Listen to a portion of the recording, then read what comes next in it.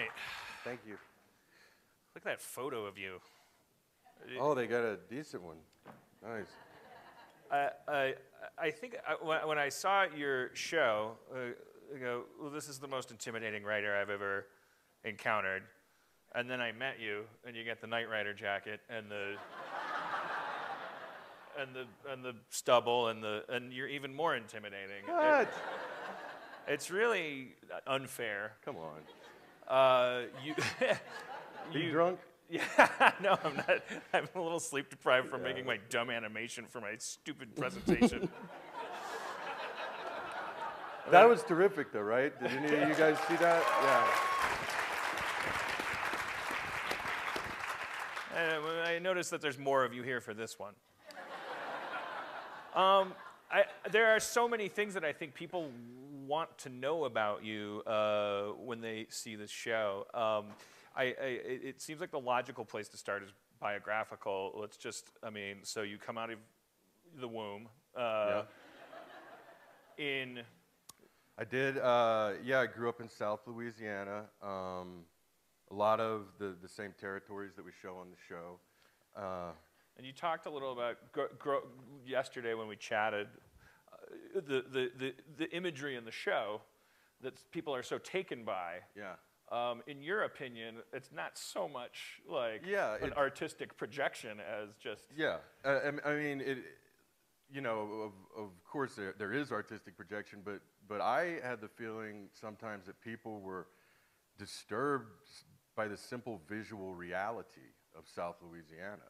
You know, we didn't build that stuff. We were just photographing what was there, and it was the places and the things that I remembered and that have stuck with me throughout my formative years. You know, the almost sinister element to the proliferation of vegetation, the amount of layering and shadows and the flatness and kind of desolation and these visually bucolic, Edenic scenes that, you know, if you just turn your head, there's a giant refinery, like pouring silver water, you know. But down here, there's a naked lady with antlers. So. Yeah, and down here, there's a naked lady with antlers. And, you know, well, I got this thing. I was like, one thing we didn't film because reality has far outstripped fiction in its weirdness and implausibility.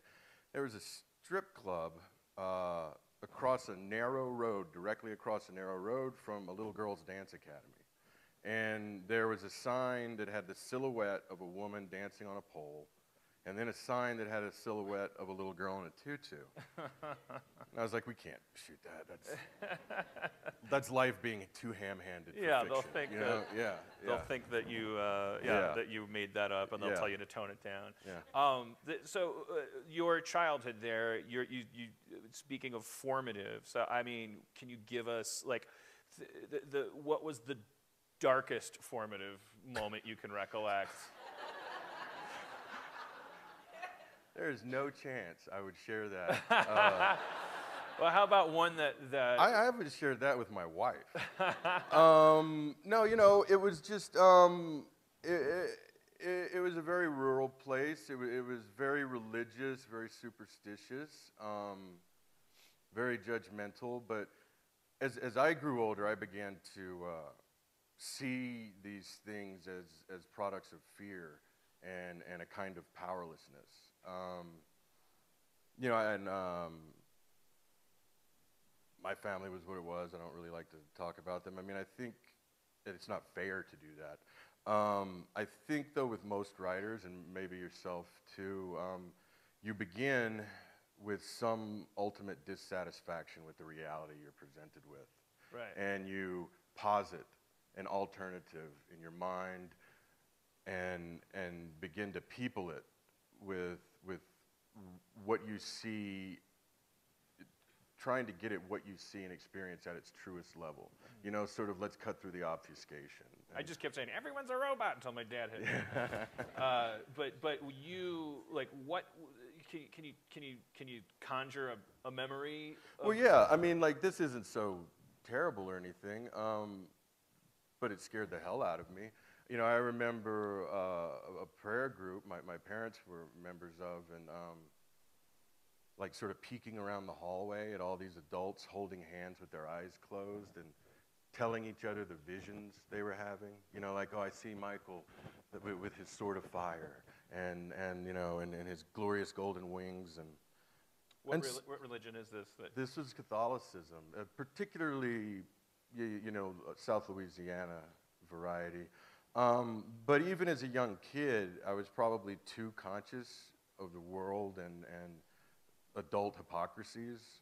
And I remember, you know, being like, I was 5 or 6, and realizing at that time that, oh, these people can't tell the difference between thinking a thought and hearing a voice. And that scaring the hell out of me. So you ended up, by the time you're in higher education, because one of the more fascinating things about you is that you come from the world of academia, which doesn't seem to go hand in hand with TV, but you came at just the right time. Well, I was, you know, I always point out, like, you know, Milch started in academia.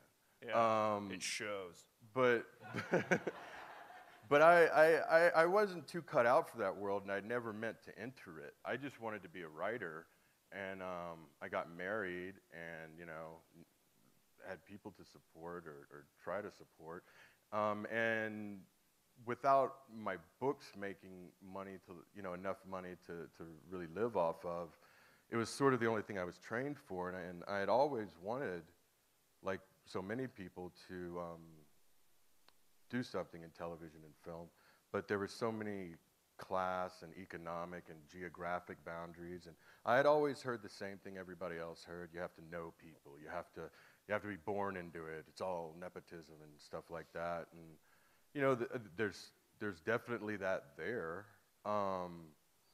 but when my novel got published, it was optioned for a little tiny amount of money, but that was the first time I ever got to talk to an agent from the business. And so I could say, while I have you on the phone, you know, how do I break into television? Because I'm really interested in doing that. I'm you know, interested in creating shows and staffing. At the time, too, I was desperate to get out of academia. I mean, really desperate. Can you talk a little bit about the frustrations of that world? Like, yeah, I mean, because you were succeeding at it. You were. Yeah, I was doing great. I mean, on paper, I was just miserable, and I have to really believe in what I do, and I don't enjoy bureaucracy, and there's as much a proliferation of needless bureaucracy in academia as the U.S. government or something. And I began to see it as this kind of pyramid scheme where we were taking money from each new generation, and they're going to get back less and less and less and less. And I'm not even sure what they're getting back anymore, because I believe in education is supposed to be rigorous. And rigor has been largely removed from the higher educational system in America. Now it's all about, it's like a service industry, you know, make the children happy and make sure they're giving you good rate your professor quotas, and you know, make them, tell them what they want to hear and then move them along. And I just didn't see much worthwhile there. Like, I liked the idea of teaching, and I had some great success with, you know, I only did that for 4 years. It wasn't like I had time to be broken by the system. But even then it gets problematic, you know, because like we were talking about, now this with our wonderfully fascistic culture of outrage and these things called, like, you know, trigger phrases and stuff in higher education. So, like, can't even really teach literature now because everybody is so sensitive. And to me, I was always under the impression that, like life, education should meet you with ideas and words that make you uncomfortable and force you to confront your reasoning and your critical thinking, and to extend your perception of other people's humanity. Me too. Yeah, we spoke about this at length yesterday. I mean, it's yeah. I'm actually surprised to hear that that's actually going on in the academic. Well, the stories sphere. I read, the stories I read now are like much worse. I was like, whoa, I got out just in time. you Yeah. know? I'd be in jail or something. So your wife, you got married relatively young, and then there was this point that you described where you were still on that academic path. You were conscious of these boundaries that were around you. You were living what you described as a pretty edgy existence. Well, that was before I got married. I mean, Oh yeah, you described that, and then you cooled it when you got married. Then you described something that surprised me, but also like sounds like again, you're a real writer. Like your wife got pregnant, and when she was in her 3rd trimester, that's when you suddenly. yeah. Well, I'd written a book of short stories that nobody read, and I spent 2 years writing a novel that I pulled from publication. Because it was going to be published, and I didn't. It wasn't good. It was shit. And so she's in her 3rd trimester, and just in about 2 months, I wrote my first novel, my only novel to date, Galveston, and I would write it like between 4:30 in the morning and 8:30 when I would go teach. And I would just like wake up, slug one of those terrible energy drink shots. And then I'd go sit at the typewriter, and but I kind of related that to my daughter. Was the first time I felt stakes in the world, because previously I'd been like, I don't care if I'll die unsung. I don't, why? Like, who cares? And you thought you were gonna, and then you got published, and then Galveston got optioned? Yeah, it got optioned. Was that before or after? It was after it got published, and it wasn't optioned for much money or anything. But like I said, that let me talk. That was your entree to talking to somebody in the industry, and you said, how do I get into TV? Yep. So obviously, then they get you in a room with somebody from HBO? Well, no. Yeah, I can. Yeah, they brought me up to HBO, and they just thought I was really charming and handed me a check. And no, I asked them, well, what do you have to do? And it seems like people were asking you this kind of same question. And they said, well, have you ever written scripts? And I said, no. And they said, well, you need to write scripts. And I said, yeah, but specifically, what do you need? And they said, well, if you can write us a great spec of an existing show and a great original show, we can break you in. We can start, getting you meetings. And then up to the, it is going to depend, though, on the quality of your work. And then it's going to depend on when you meet people, if they can tell you're a serious person who knows what they're talking about, or if, you're just some overconfident blowhard or something. And so then I spent the month of July in 2010, and I wrote 6 television scripts. I wrote a spec for an existing show, 3 episodes of an original show, a second original show pilot, and then a 3rd original show pilot. And the 3rd one was True Detective, and I always held on to that, and I never let anybody develop it or purchase it or, make it into something with me just listed as creator. I wouldn't let it go until I had learned enough about the industry that I felt like I can do this. I know what needs to be done, and I can do it. But those 6 scripts got me a lot of meetings. And so I flew out, met a bunch of people the first time, like every studio, bunch of showrunners and stuff. And it all ended with me getting about 5, maybe 6 job offers. And I got a blind pilot deal with HBO, which was not for True Detective. It was for another show I had created. And so we developed that for a year, and it didn't end up being filmed. But I think that let them get to know me somewhat and see what kind of person I was and how I worked within the system, and which is somewhat subversively. You said you speak very highly of the people at HBO. You bet, absolutely. Maybe name their names and tell us why. What makes these people at HBO? I'm just trying to think if that helps me. You think that it'll go to their heads and they'll abuse it? And no, but Mike Lombardo, the president, Richard Pepler, the CEO, David Levine, my executive, Michael Ellenberg. These guys were all very supportive of me. Now, that's not to say I didn't have to fight for things and argue for things, but nothing's a mandate, you know, which is much different than network. Right. From all the horror stories I've heard, you know. It's almost like, well, look, I can explain to you in detail why we're doing everything we're doing. And it's not some abstract theory. It's because it results in a concrete effect on the viewer. And at the same time, it propels what I think is authentic about the piece to me.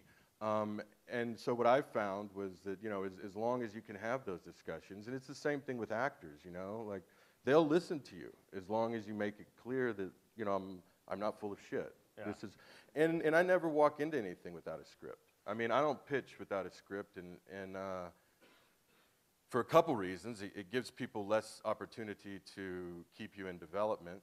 You know, like you walk in with what you have, but I also think that the script is my best pitch. Like, I can't sell something. I'm not a natural salesman, but I'm a pretty passionate guy.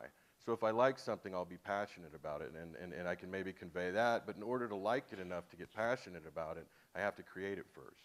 So, okay, so you... And then I took a job at The Killing, too. Right, you took a staff job at The Killing and then left that. And that was like, that year of that was like my TV school, you know? So, you respect these people at HBO. You also talk about wanting to avoid mitigation and development. Like so where are you falling on the spectrum? I've talked to so many writers. It seems like, and I don't know if this is because we're all jaded pricks or if it's because the industry is absurd. It seems like when we talk about good executives, we're largely hearing stories about people staying out of the way. You bet. People not doing necessarily a bunch of helpful things, but people actually just not doing a bunch of unhelpful things. Yeah. Well, I was like, I mean, you know, we sold the show with Matthew and Woody attached and with the first 2 scripts written. So it was sold kind of in a way that was like, this is the show we're making. You know, and because of these actors' scripts, we got to get to, schedules, we have to get to making it. We can't spend time developing it and making it something else. This is what it is. Even though you have to continually make that argument. This is what, it is this. It is not some other thing. But yeah, you bet. You know, it was kind of like, I mean, this is what I tell my producers is, because I hooked up originally, you know, with producers that I didn't work that well with, and the ones I don't work well with, I find they constantly want to put themselves between me and other people, and I don't like that, because I don't want people speaking for me. I can speak for myself. I'm fine at it. Right. You know, and it's also, you know, it's often there are great producers, and there are producers who are arsonists who want to start fires so they make it look like they have a purpose by putting out the fire they started. And then there are ones who, for whatever reason, want to be the conduit of communication between the creative and the executive. And I've just never, you know, like the best producers that I work with, and I love the guys I work with. Steve Golan, Scott Stevens, my line producer and exec producer, he's phenomenal. They know and they're comfortable with letting Nic speak for himself. You know, so I prefer as direct a relationship with everybody at every level as I can. Did anybody ever, maybe you don't want to say, but I mean, there had to be threshold guardians for you to come in with that certainty. It didn't just switch off all the valves. I mean, this is a business that absolutely thrives on hazing newbies and maintaining the importance of seniority. I mean, for the reasons you described, because there's a lot of people that... Well, that's one of the reasons I left the writer's room I was in, was, I mean, like you were saying, like, and it's true, like, a writer's room is a great place can be a great place to come up in, and if you take a raw talent as staff, you know, and you maximize their potential and help them maximize their potential. I think by the time I got to Hollywood, for better or worse, I was already developed into the type of writer I'm going to be. That's not to say that evolution doesn't continue and you don't keep pushing yourself and trying to get better, but I mean, I had my own theories and understandings of what I felt good writing was and what I felt good TV was, and you know, and nobody ever tried to haze me. I don't think that would have worked out very well. But you know, like part of it was creating the you know, like creating the show and saying like, I'm not going anywhere, and you know, if we're gonna make it, we're gonna make it this way. So this is the now we've gotten to the juicy part because we're talking about the creation of this show that everyone, I mean, in an almost historically feeling way, people were enamored with this thing that was out of nowhere and on TV, was the work of one man, and was just it was this big bright burst, and the texture and all these things. What I mean, I think as a writer, one of the first questions I have when I watch the work of someone that intimidates me creatively is, do you think that you're good? What does your bad stuff look like?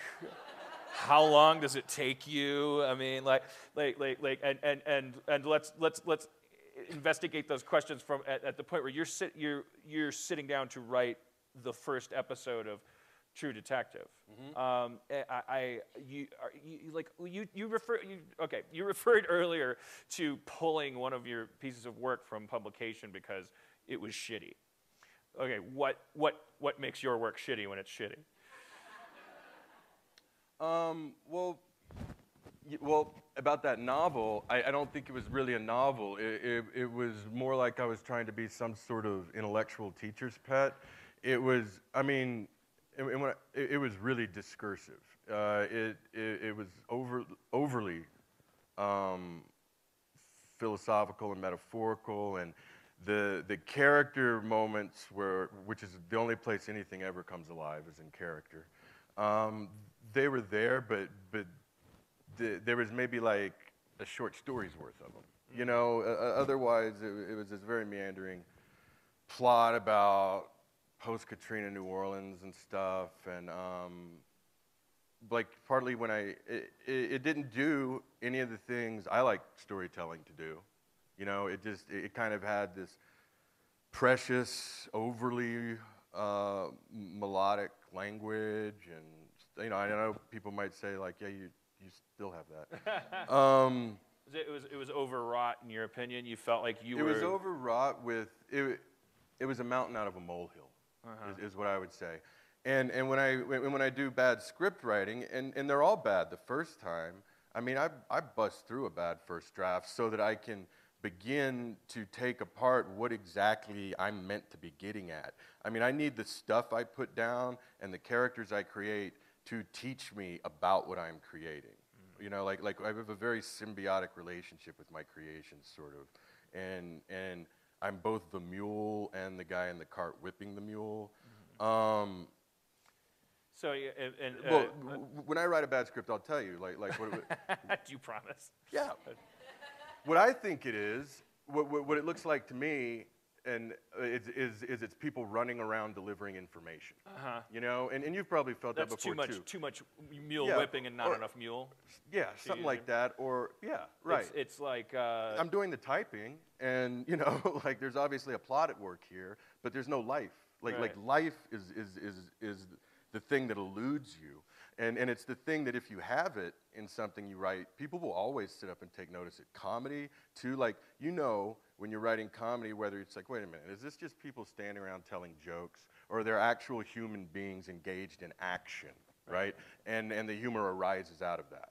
Yeah. And so in my line, it would be like, wait a minute, is this just people walking around trading information, or is it's not yet people living with each other and against each other. It's like the difference between assembling a great roller coaster, but there's no cart. Right. There's no buckle. There's nothing. It's not usable. Yeah, like this is kind of an interesting story if it had anything like human life in it. You know, it's like that. Or like presenting someone with a chess game, just an outline of it, as opposed to watching chess players sweat and trip. You're talking about something that I've heard other writers talk about, something that I've talked about. you're going back and forth between two roles while you do this first pass already. You know that structural things need to be done. Cause effect, the story unfolds, but you're already in that first draft, uncontrollably or voluntarily submerging yourself into the skin of the people talking and feeling weird things? You know, it probably started as voluntarily, and now it's, I don't know any other way to do it. I mean, yeah, it's almost, I mean, it's almost like method to me. You know, I'm there talking out loud, making faces, walking around. Do you cry? I have, yeah. Yeah, I have cried, totally. When I realized what happened to one of the main characters in the novel I was, in my first novel, Galveston, I mean, I hadn't quite planned on it. I just realized, like, oh yeah, this happens. And then when it happened and I was writing it, I was really upset. And I was mad at myself that I'd done that, because she'd become real enough to me in my imagination. Yeah, and I get like very emotionally wiped. Writing those 8 was a really like eye of the needle type thing. I mean, I was writing them in a converted garage in Van Nuys, and I'll show you a picture after this, but all the walls were covered in Post-its, little Post-its that were full of tiny writing, and like it looked like a beautiful mind or something. And I would write for long stretches. Like there were periods where I would write for 20 hours. And then I'd pass out for 12 hours. What kind of things are on those Post-its? You're all kinds, like character lines, an insight into a character. Like I wasn't even working with like beats the way you would in a regular writer's room like that. I had these rough outlines, but so that I knew exactly where the story would go.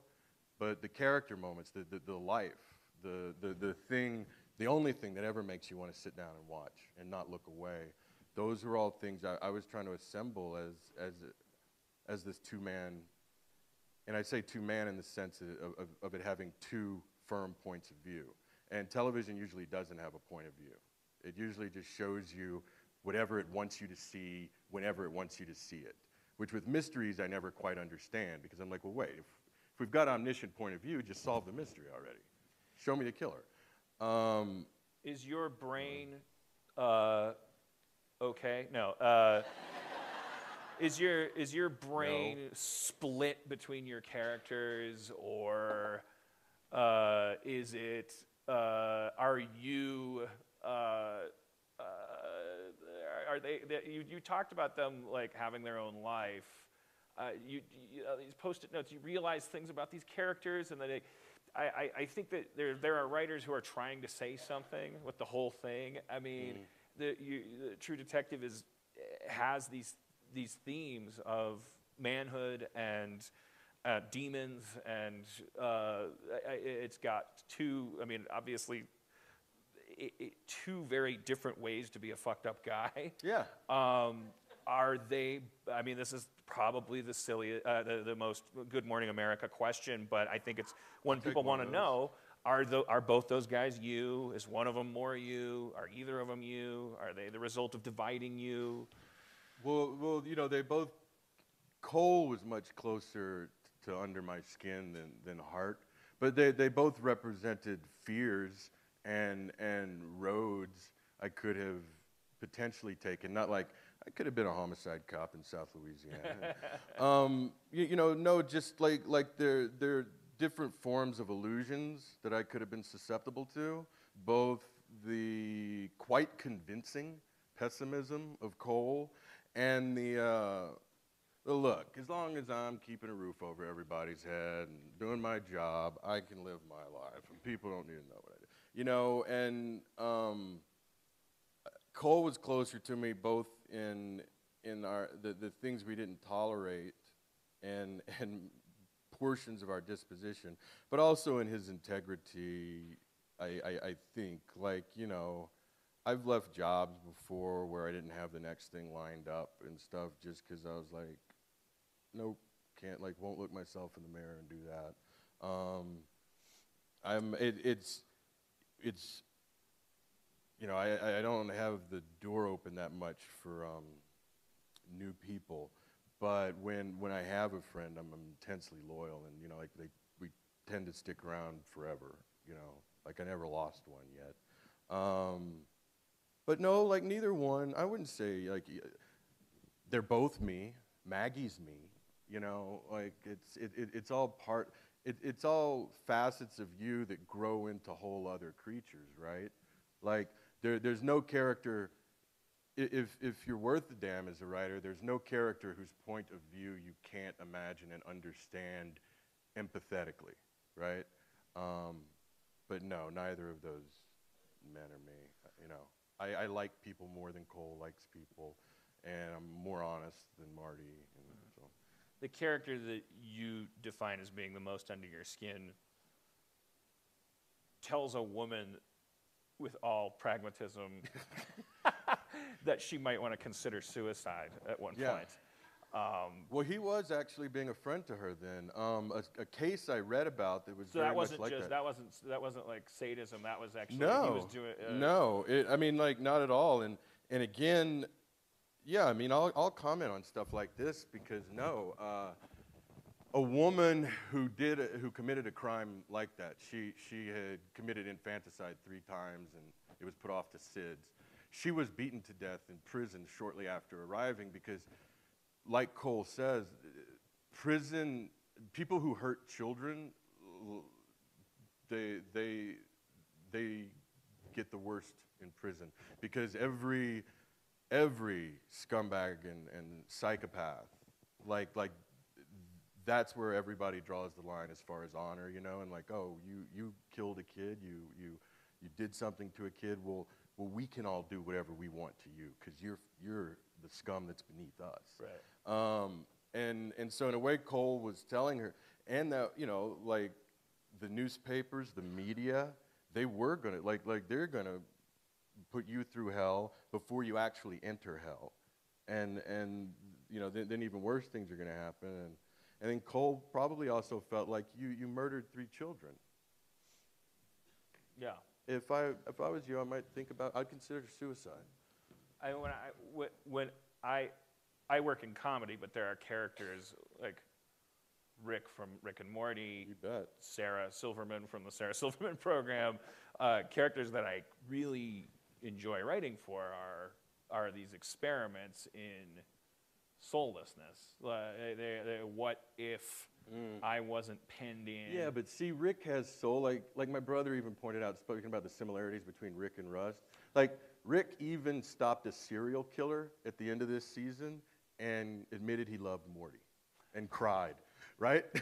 Yeah, and I mean, people. It's a delicate balance because I think a lot of the reason why we like organized crime movies, the reason why we like werewolf movies. Like we have a need, it seems, to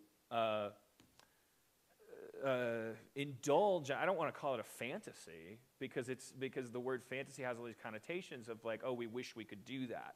But really what fantasy is like, oh my God, I would never do that. And it feels like one of the scariest things about this world you were describing at the top of the conversation, where we're getting increasingly abraded by things that are supposed to affect us, is that this very real need that society has to be indulged in their darkness. If it's cut off, it's going to be like the equivalent of you know, antiperspirant as opposed to deodorant shutting off your sweat glands. Are we going to explode? Yeah, I don't know. And I mean, and I don't believe for a second that darkness or something like that influences dark act. Like insane people who have mental illness and are prone to violence are going to find inspiration in whatever they want, and the rest of the world watches everything we watch, and they don't seem to have these mass shootings and shit like that. But, you know, like I think Rick is a sociopath. You know, I always thought Rust was very soulful, especially in the sense that I always got the sense from Rust in his pessimism, however convincingly articulated, that he was a man trying to convince himself, you know, or else he could put a lid on it. Right. Right? You know, and even when he's in that interrogation room and he's like, me, fuck you. Like, who's he complaining to? You know, I always took Rust as his complaint is essentially Job's complaint, Right. which is that if you believe in a personal God who has a destiny for everyone, well, then you're just a character in his story. And Job's complaint is, I am a character in his story, and I do not like this story, and I do not like the limitations of my character. Yeah, the most evil characters or the darkest characters in mythology are crying out for, they want somebody prove me wrong about this. Yeah, So where do you stand in relation to the cosmos? Well, that's probably that should be tonight's topic over drinks. You know, I mean, I don't think we have time to go into a cosmology or anything, but I can tell you, I find both sides of the spectrum don't hold much truth for me as far as belief or non-belief, because honesty is what matters to me, and honesty in the unknowability of your situation as a human being. You know, I mean, I believe in science. I don't have to believe in science. You don't need to believe in science. That's the great thing about it. But we live as human beings within a cloud of unknowing. You know, like, yes, it is explained to us how we got here from a condensation of super dense matter exploding and expanding outward, and how the iron in dead stars has ended up being the iron in our blood. But still, consciousness, culture, art, literature, mathematics, like, that all does seem to speak towards perhaps there's more to this than just running around and eating and screwing, and, you know, but maybe there's not. What I've never claimed to do is know what I don't know, you know. Yeah, I got theories about what's going on in the universe, but one more question about this esoteric area before we. I think people want to know about the production, you know, life on the set, the casting, and things like that. But I regardless of so when you are creating, do you have a relation? Do you credit? Do you think, like, is it an ego-based thing? Do you think that you're, you know, making something, or do you feel like, you know? What do you mean? Do I feel that I'm forging within the smithy of my soul the uncreated conscience of my race? I think that's what I'm asking. Well, it's nice to think you might be, but most of the time, no. You know, most of the time I'm just trying to make it right by my own standards, and the content of what I've created helps me determine what the standards are, you know? You described your flawed self as this overwrought person that made this shitty thing that you were ashamed of. That guy was trying too hard a little bit, not to put too fine a point on it. The same guy is right here. You know, he's learned his craft better. He knows who he is more. He's not seeking validation. And I mean, like, pulling that from publication really freed me, because I was like, never again. Never again will I create towards some kind of validation. Never again. Is there a way to describe your job as a writer? I mean, in a way that they go, well, Nic said this. Nic said I'm supposed to be doing this. Otherwise, I'm doing it wrong. What do you mean, like? Well, I mean, you know, I think the big tip would be to learn your craft as well as you possibly can. To learn what you do well and what moves you. When you read your stuff, your own stuff, and be honest with how bad it is. And look at it and find the places where it does come alive, even if just for a sec, even if it's just a line, because that right there is the key to unlocking what is going to make you successful. It's like, where did it come alive? Oh God, you know, that's the part that just popped out. I did all this overwrought shit and trying to get everybody in the room together and with their separate problems, and then this one character just made a joke, and that's the first time anything pops off the page as I entered briefly a fictional dream, right? Because when I first got here, I get a lot of questions from, like, PAs and stuff on set, you know, like, well, man, how did you get a staffing job, you know, when you've never been here before? you know, like I'm a writer, and I was like, well, if you want to be a writer, stop being a personal assistant. Like you can't learn to be a writer if you're spending 15 hours a day taking care of somebody. You need to go live somewhere where you have a really low overhead and dedicate yourself for years to learning how to do this instead of hoping, well, if I service the right executive the right amount of years, maybe they'll let me, you know, be like get into a writer's room or something like that. Like the best thing you can walk in with is good work. And the way you get good work is by learning your craft and confronting who you are as a creator. You know, what do you do well? What is your voice? Like, yes, you admire these people and you enjoy these people, but you can't be them. And so don't try to be them. The world already has them. Yeah. Who are you? So you write these scripts. You had written all of them already before you started production of the first one, or you still hadn't? No. So you go into the casting process. I mean, that's one of the most notable things about the show is these two. Well, we cast before we pitched, and you know, like I hired Carrie before we hired the cast, and I had very specific ideas. We got pitched a lot of actors, and actors who, back at the time, February 2012, were probably hotter than you know, like younger and hotter. And I was like, no, we need men. Like, and by men I mean men not from the latest generation, and no, you know, like, but have defeat and failure behind them as well as success, and you know, know something about responsibility and things like that. And I saw The Lincoln Lawyer, and that was like a reminder, like, oh yeah, that guy, like, you know, what's he doing? He's great. Did you see Surfer Dude? What was it called? Well, that's when I knew they would really pair up well.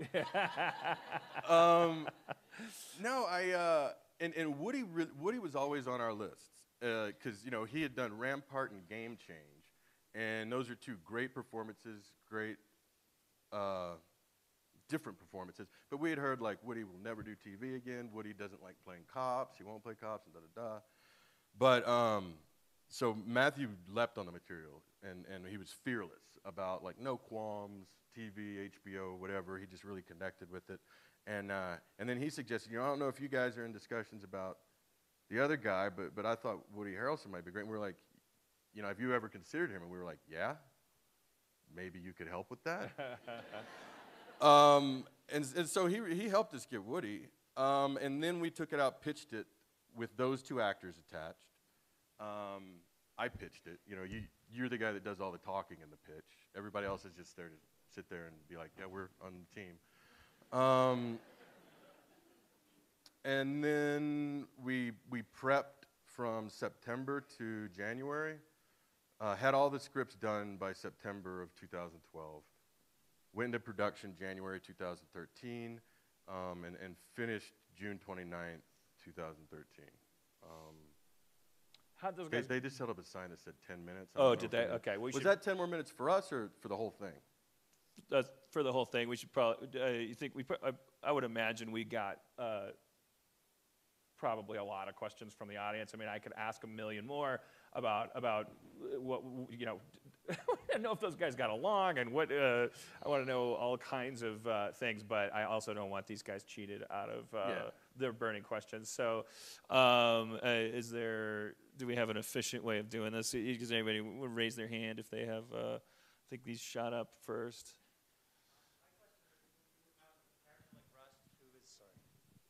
My question is, when you have a character that is very close to you, like Rust, and you're approaching second season, and you don't have this character in the next iteration, is it intimidating that you have to now go to a place with new characters that you don't have that connection to? Well, no, I do have that connection to them. I mean, I find that connection with all my characters, or else they're not interesting enough for me to keep going with, right?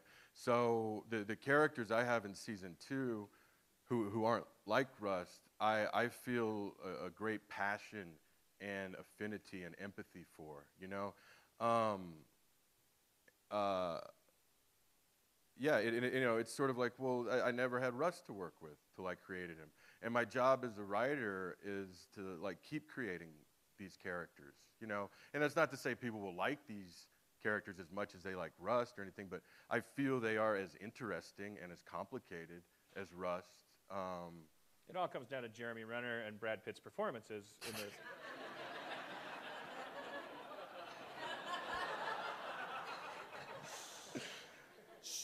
Nobody has talked to Jeremy Renner or Brad Pitt.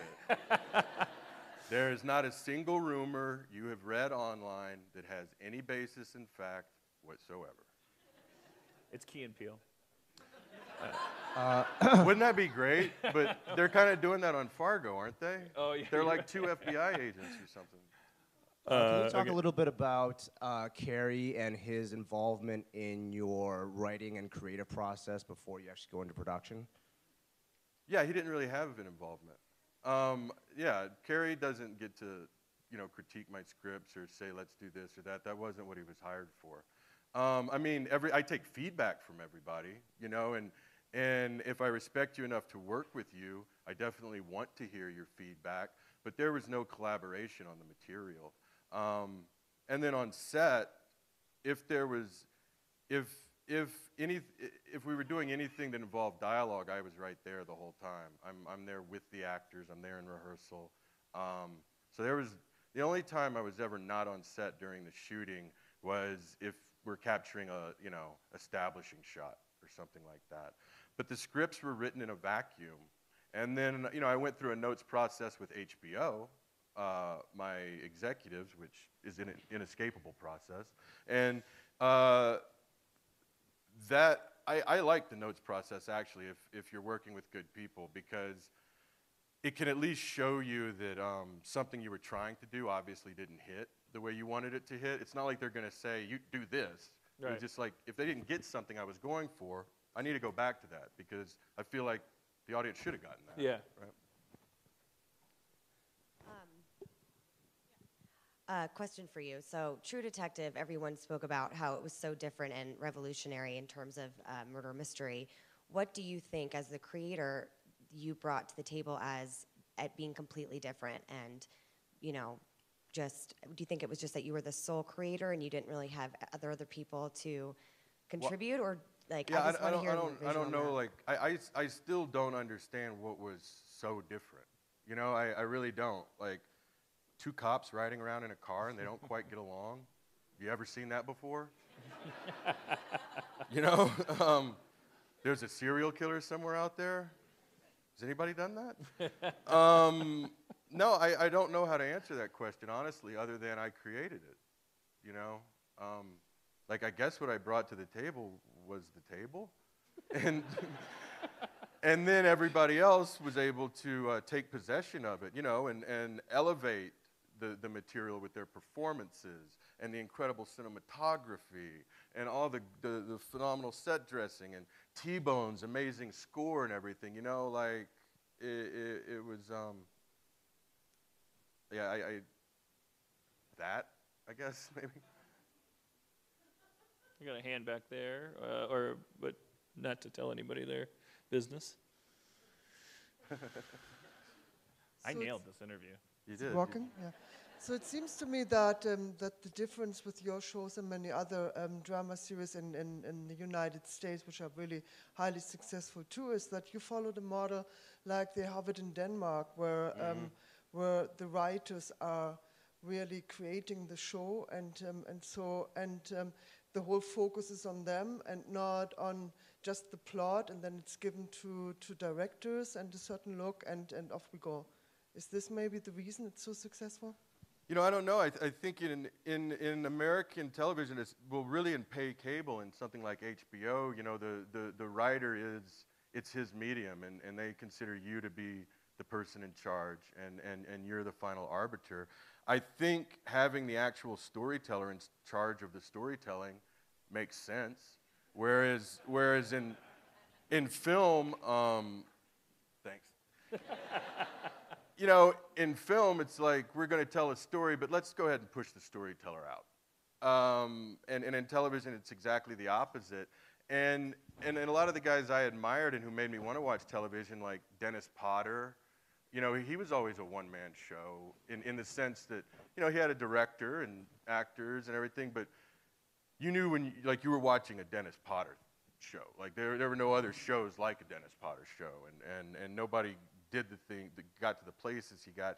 And even when I watch somebody like David Milch or something, you know, I think his name is on one script for Deadwood, the pilot, and I have it on pretty good authority that there isn't a word spoken in Deadwood that David Milch didn't write, you know? So, however it's credited, that to me seems very much like an auteur product.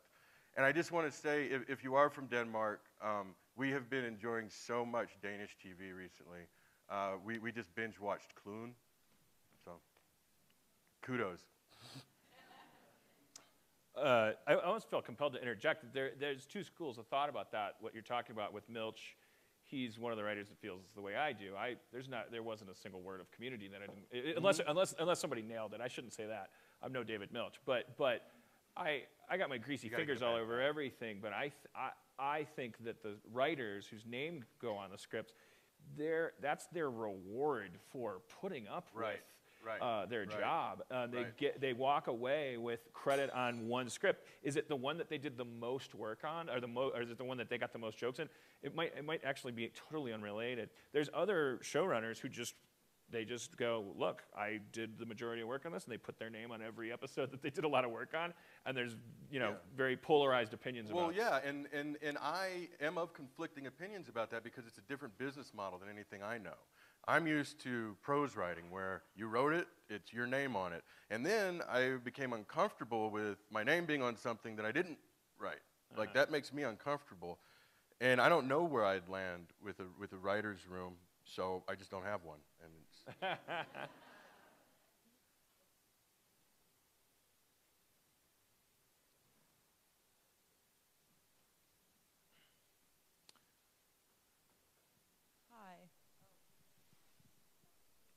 Hello? Hello. Hi. I was just wondering about this limited run that you have, and if you were always thinking about this as a 6-part series to start out with, or if that was something with HBO. No, I had it as 8 parts. It was going to be 8 episodes, and it was broken as being 8 episodes, and then the episodes were specifically structurally broken to achieve certain effects. Yeah, it was, you know, partially it was because I was writing them all, and 8 seemed like a good number. It would also, you know, make sure that our shooting time wasn't going to be beyond what would allow us access to cinematic talent, which I think now we would have more leeway with. But I liked the symmetry of it. 4 duologies, kind of, out of 8. Oh, testing, yes. Hi, I just wanted to know how you looked to the second I mean, I know you're already there, but how you faced the second season, given the success of the first season, knowing everyone's waiting, knowing a lot of people have expectations. I mean, how do you get around that and just sit down and be fresh with it? Yeah, that's a great question, thank you. The way I initially handled it was poorly. And now I'm doing better. I tossed the first things I wrote because I realized I was in some way writing towards expectation and criticism. And like I said, you know, I got to relearn the lesson, but it's okay to relearn these lessons as long as you don't let anybody see the bad stuff. You tossed stuff that was early work on season 2? Mm-hmm. Yeah. Whole characters and stuff. Because as I reminded myself, what got us here, wherever here is, you know, in success or failure, is me writing in a vacuum and pursuing the vision I wanted, you know, for better or worse. Whether somebody hates that vision or doesn't, that's what got us here, and that's how I have to create. I create in a vacuum, and I'm not in the service industry. You know, I'm not asking the internet, well, how would you like your TV? Can I get you anything with it? Oh, you don't like that TV? Let me get you some new TV. And And you know, they'll, as happens to us all, at some point, you know, I'll be kicked out. Somebody will take me behind the woodshed and explain you don't get to do this anymore. But in the meantime, in the interim, before I'm ousted, I'm not going to spend this much time and effort pursuing other people's expectations. You know, writing is too difficult for that. It's really, really hard. And every time I've done it right, or every time I've done it in a way that people have really responded to, it cost me. I mean, it cost me, you know, emotionally and physically.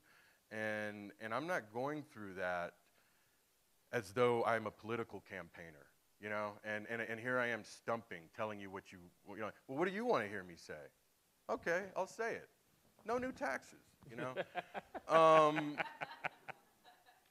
I mean, I was going to say I'm not an elected official, but in a way, you are, because nobody watches your show, you don't get the job. So I write in a vacuum. I keep a wall between myself and the noise. I don't indulge in social media. I save my relationships for personal relationships between people I love and admire, and everything else just kind of falls away, you know? That's exactly how I do it. I'm famous for it, for my isolation from the public. I think that's all the time we have. That was a great last question.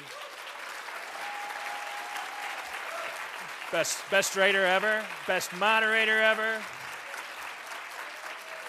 Thanks for coming out in such numbers. Thanks for coming to Banff. Thanks very much. See you in the funny papers. Thank you.